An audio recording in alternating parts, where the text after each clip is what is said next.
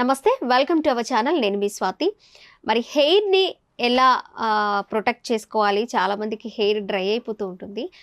Hair స్మూత్గా ఉండడము, conditioners వాడడము, silky hair ఉన్న వాళ్ళకి ఓకే. కానీ హెయిర్ డ్రైగా ఉన్న వాళ్ళకి వాళ్ళ హెయిర్కి ఎలాంటివి ప్యాక్స్ వేసుకోవాలి, ఎలా ప్రొటెక్ట్ చేసుకోవాలనేది చాలామందికి తెలియదు. అలాగే హెయిర్ గ్రోత్కి కూడా ఒక మంచి రెమెడీ చెప్పబోతున్నారు సురక్ష ఆయుర్వేదన్ పంచకర్మ స్పెషలిస్ట్ పూణె రాజేశ్వరి గారు. ప్రస్తుతం మనతో ఉన్నారు, మాట్లాడిద్దాం. నమస్తే మ్యామ్. నమస్తే అమ్మా.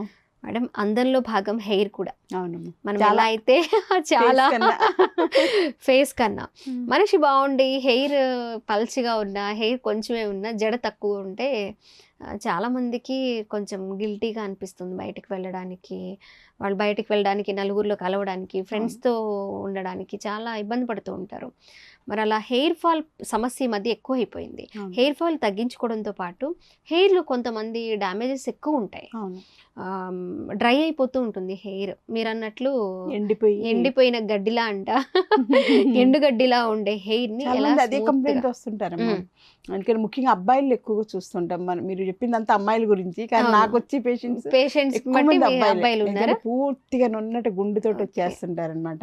అసలు ఎక్కడో ఈ చివరి ఎక్కడో చిన్న ఒక లేయర్ ఉంటుందేమో అంతే, మొత్తం అంతా బోడిగుండ్లాగా అయిపోతుంది. అసలు నాకు అసలు చూస్తే 20 ఏళ్ళ వాళ్ళు, 60 ఏళ్ళ వాళ్ళు కూడా చాలా మంచి థిక్ హెయిర్ ఉన్న వాళ్ళు చూస్తూ ఉంటాం కదా. గ్రే హెయిర్ రావచ్చు కానీ థిక్ హెయిర్ అలాగే ఉన్న వాళ్ళు చాలా మందిని చూస్తుంటాం.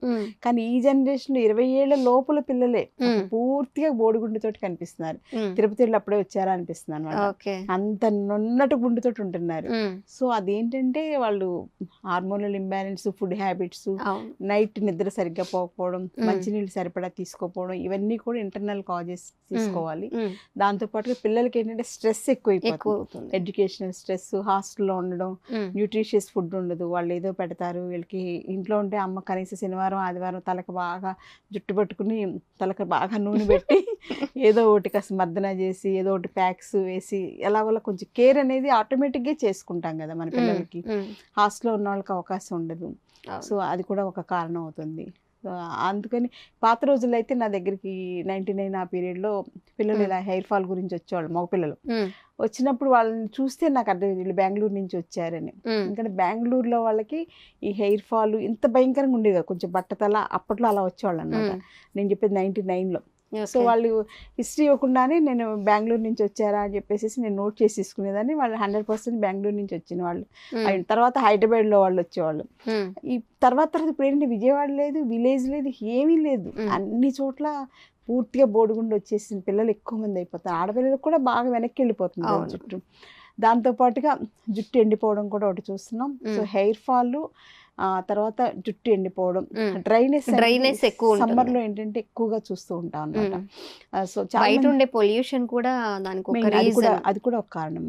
ఫుడ్లో ఉండే pollution, water pollution, air pollution, ఇవి కూడా మెయిన్ కారణాలు. ఎందుకంటే పిల్లలు బళ్ళ మీద ఎక్కువ తిరిగేస్తుంటారు.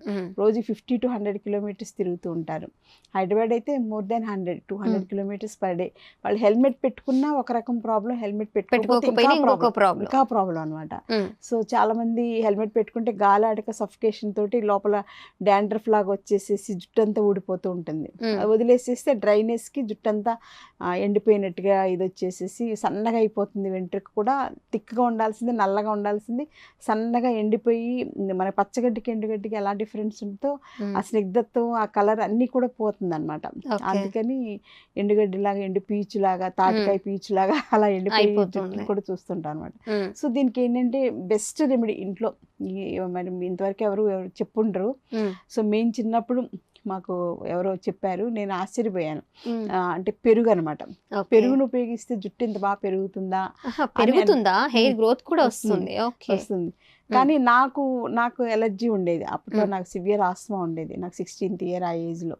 సో నాకు పెరుగు పెట్టుకోవడానికి అవకాశం ఉండేది. పెరుగు పెట్టుకుంటే ఇంకేం లేదు, అసలు బుస్సలు కూడా ఆస్మా వచ్చేసేది అనమాట. ఇక్కడ కూర్చుంటే అక్కడ వినపడుతుంది సౌండ్, అంత భయంకరమైన ఆస్మా వచ్చేసేది నాకు.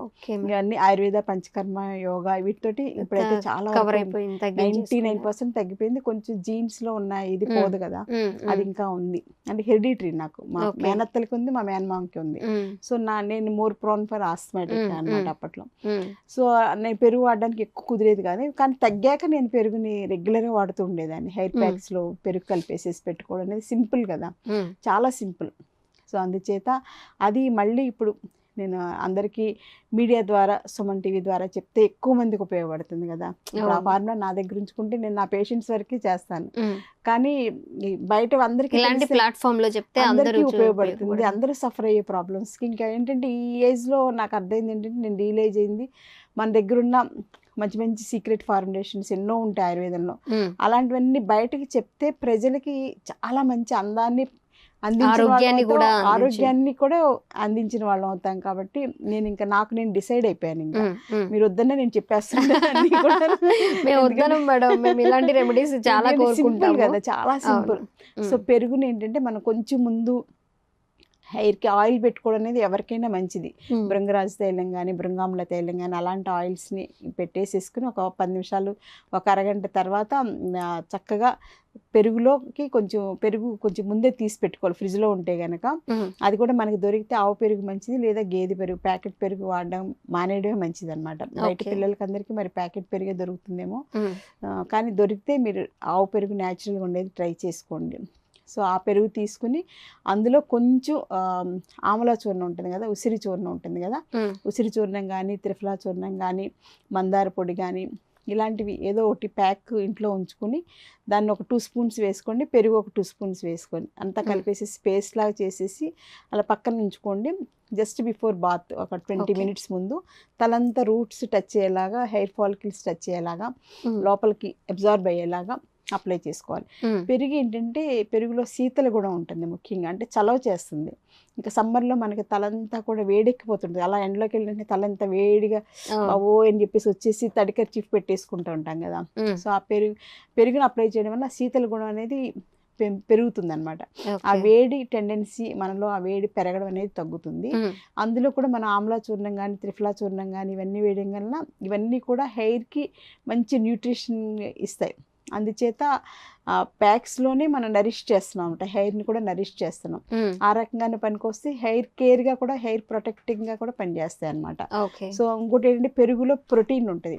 సో ప్రోటీన్స్ అనేవి హెయిర్కి చాలా అవసరం. మనం వాడే ఆయిల్స్లో కూడా కొబ్బరి నూనెలో కానీ, నువ్వుల నూనెలో కానీ ప్రోటీన్ ఎక్కువ ఉంటుంది. సో అందుచేత హెయిర్ ఆయిల్ పెట్టుకోవాలి. పెరుగులో కూడా ప్రోటీన్ ఉంటుంది కాబట్టి అది ఉపయోగపడుతుంది. అట్ ది సేమ్ పెరుగులో ఉండేటువంటి కఫగుణం వల్ల ఇక్కడ ఉండేటువంటి తలలో ఉండేటువంటి వాతం, పిత్తం 2 తగ్గుతాయి అన్నమాట ఆయుర్వేద ప్రకారంగా.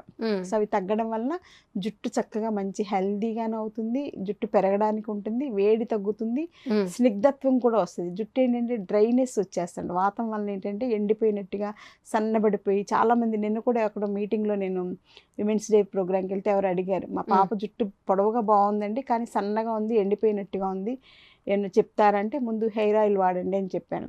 ఆ పాపని వాళ్ళు అడిగాక నాకు గుర్తొచ్చింది, ఇది అందరికీ చెప్తే వాళ్ళకు ఉపయోగపడుతుంది.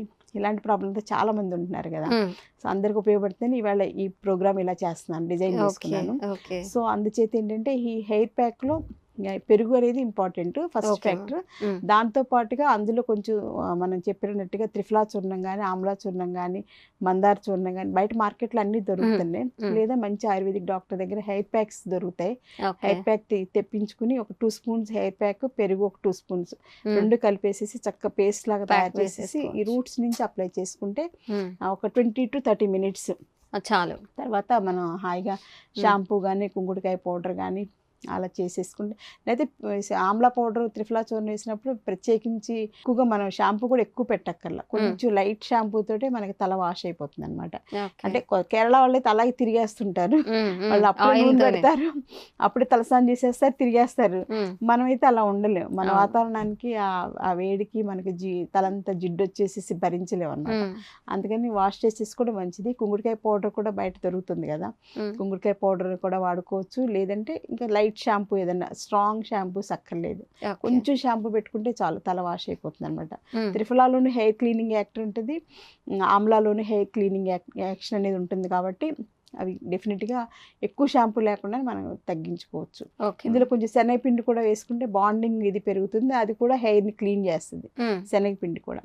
సో ఆ రకంగా ఏంటంటే పెరుగు ఒక 2 స్పూన్స్, శనగపిండి 1 స్పూను, ఆమ్లా చూర్ణం కానీ త్రిఫలా చూర్ణం కానీ ఒక 2 స్పూన్స్ కలిపేసి హెయిర్ ప్యాక్ లాగా అప్లై చేసుకుని చేసుకోవచ్చు. ఇంకా కొంతమందికి చాలా వేడి ఉంది, తలంతా మాడిపోతుంది అనుకునే వాళ్ళకి ఈ ప్యాక్స్ లేకుండా ఉట్టి పెరుగు ఇలా అప్లై చేసేసుకుని కొంచెం ఇలాగా లైట్గా మసాజ్ చేసేసుకుంటే, లైట్గానే ఎక్కువ గట్టిగా చేసుకోకల్లా జస్ట్ ఇలా ట్యాపింగ్లా చేసేసుకుంటే ఈ పెరుగు వెంటనే అబ్జార్బ్ అయిపోతుంది.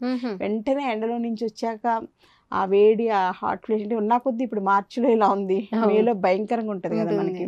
సో ఇలాంటి కేర్ ఇంట్లోనే మనం చేసుకుంటే బయటకు వెళ్ళి వేలు ఖర్చు పెట్టుకుని చేసుకోక్కర్లేదు. ప్లస్ అక్కడ వాడే కెమికల్స్, అక్కడ వాడే సీరమ్స్, వాటి వల్ల ఏ సైడ్ ఎఫెక్ట్స్ వస్తే మనకు తెలియదు. అందుచేత మన ఇంట్లోనే మన పాతకాలం నాటి, మన బామ్మల నాటి సింపుల్ చిట్కాతోటే మనం హ్యాపీగా హెయిర్ని ప్రొటెక్ట్ చేసుకోవచ్చు. హెయిర్ రీగ్రోత్ కూడా మనం ట్రై చేసుకోవచ్చు. Okay ma'am. హెయిర్కి మంచి ప్యాక్, హెయిర్ గ్రోత్ అవ్వడానికి, అలాగే డ్రైగా ఉన్నదాన్ని స్మూత్గా అవ్వడానికి కూడా మంచి రెమెడీ చెప్పారు. బ్యూటీకి చాలా చాలా ఇంపార్టెంట్ హెయిర్ కూడా. సో మన స్కిన్తో పాటు, ఫేస్తో పాటు హెయిర్ని కూడా చాలా చక్కగా ప్రొటెక్ట్ చేసుకోవాల్సిన అవసరం అయితే ఉంది. ఈజీ రెమెడీ ఇంట్లో దొరికే, అలాగే మీరు ఎక్కువ కష్టపడకుండా రెడీమేడ్గానే కొన్ని ఆయుర్వేదిక్ షాప్స్లో ఆయుర్వేదిక్ డాక్టర్స్ రిఫర్ చేసినవి మనకి ఈజీగా దొరుకుతూ ఉంటాయి. కాబట్టి ఎక్కువ టైం కూడా, గంటల తరబడి ప్యాకులు వేసుకోవాల్సిన అవసరం కూడా లేదు, ఎక్కువ టైం స్పెండ్ చేయాల్సిన అవసరం కూడా లేదు. సో ½ an hour పెట్టుకుంటే చాలట, మంచి రిజల్ట్ అయితే పొందుకోవచ్చు అంటున్నారు. తప్పకుండా ట్రై చేయండి. ఈ సమ్మర్లో ఇలా ట్రై చేస్తే వాళ్ళకే కాన్ఫిడెన్స్ వస్తుంది, ఈ ఫార్ములా బాగుంది అనేది. ఒకవేళ లక్కీగా హెయిర్ గ్రోత్ కూడా స్టార్ట్ అవుతుంది, ఇంకా బాగా మంచి హెయిర్ కావాలి, రిజల్ట్ కనిపిస్తుంది కాబట్టి ఇంట్రెస్టింగ్ గా వాడుతూ ఉంటారు. హెయిర్ కావాలి పాత రోజుల్లో లాగా అనుకుంటే గనక డెఫినెట్ గా ఆయుర్వేదిక్ పంచకర్మ ట్రీట్మెంట్స్ తోటి మళ్ళీ హెయిర్ రీగ్రోత్ చేసుకునేటువంటి మంచి మంచి మెథడ్స్ ఉండే, సింపుల్ మెథడ్స్. సో అవి కూడా మీరు ఒక రెగ్యులర్ రాలేకపోతే 1 day చేయించుకుని మీరు ఆ మెథడ్స్ ని ఇంట్లో కూడా చేసుకునేలాగా మెడిసిన్స్ అవన్నీ కూడా ఇంటి దగ్గర తీసుకెళ్ళిపోయి ట్రై చేసుకోవచ్చు. సో ఇలా చేసుకుంటే డెఫినెట్ గా మనకి 20 ఏళ్ళు కాదు 60 ఏళ్ళు వచ్చినా కూడా మంచి హెయిర్ తోటి అందంగా ఆనందంగా ఉండొచ్చు. Okay madam. ఆరోగ్యం కూడా ఆనందం ఉంటే ఆటోమేటిక్ గా ఆరోగ్యం కూడా బాగుంటుంది కాబట్టి అలా ట్రై చేయొచ్చు. Thank you ma'am. Thank you అమ్మా.